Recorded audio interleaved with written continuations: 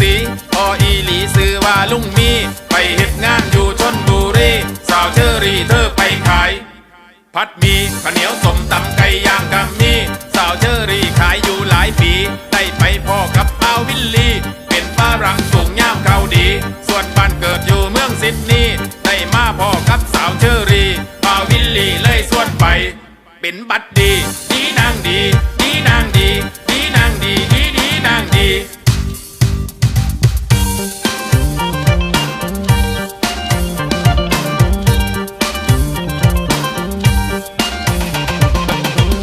สาวเชอรี่เศร้าขายผัดหมี่พาวิลลี่ไปหายายสีเหมาแท็กซี่ไปบ้านน้องฮี่ฮอดสระบุรีแค่ซื้อกะรี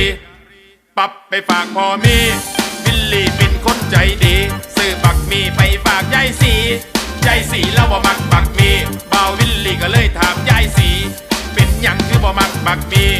ยายสีก็เลยตอบวิลลี่ว่าบักมีอย่างมันติดเมื่ออีลีวิลลี่บอกว่า sorry ไอ้บ่ฮู้อีลีว่าบ่มักบักมีแม่ยายสีแล้วบ่มักบักมีแม่ยายสีแล้วบ่มักบักมีแม่ยายสีแล้วบ่มักบักมีดีนางดีดีนางดีดีนางดีดีดีนางดี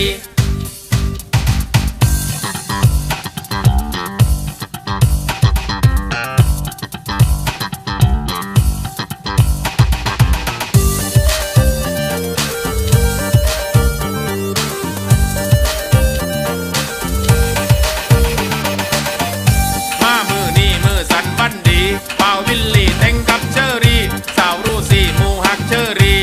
ดีใจที่ไปงานฝ่ายสีเป่าไหลละเนมทางบอดีย่างตำสังกะสีเลยบาทข้ารู้สี